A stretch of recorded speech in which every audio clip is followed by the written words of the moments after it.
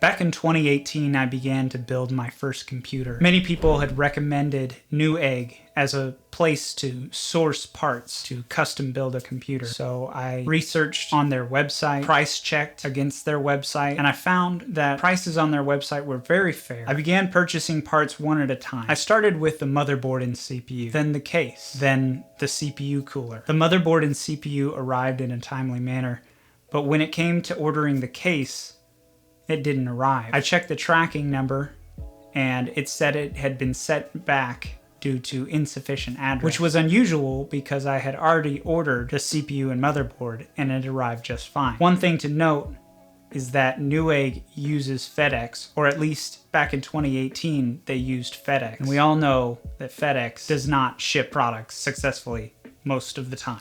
I contacted Newegg saying that my product had not arrived and that it was being sent back. Newegg then replied that they would send the product back as soon as they got it. Several months went by without any update on the tracking number, nor communication from Newegg, even though I emailed them several times asking for a status on my order. I don't know where the product is. It's not updating as it goes back across America. Several months later, I finally get a notification that says they received the product and that they were sending it back. Once the product arrived back in Arkansas, it was sent back due to insufficient address. Meanwhile, I had checked my order and I saw that my shipping address was correct with my apartment number. For some reason, it was being sent back despite the order details showing all the details necessary. Meanwhile, I had ordered my CPU cooler, which was a Corsair H150i, which is an all-in-one cooler.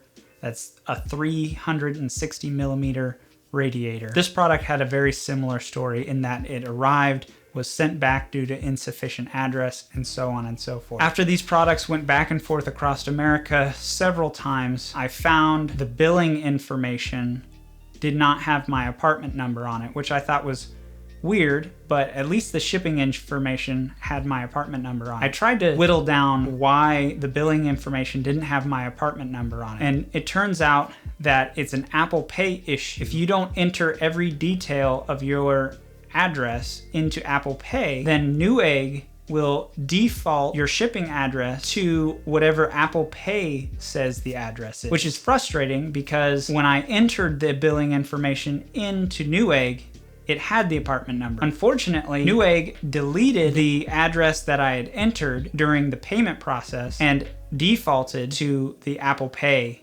address. I'm not sure why Newegg has this system in place in their POS, but it's very frustrating. So I went into my Apple Pay and I corrected the error. That was my fault. I'm not sure why Newegg would use the billing information from Apple Pay when I entered a billing address and a shipping address, both of which were the same. Apple Pay had essentially the same address minus the apartment number. Logically, you would use the address given. If three of the addresses are the same and one of them doesn't have the apartment number, you would pick the one with the apartment number. I'm sure Newegg's system is automated and unable to be changed. Whatever.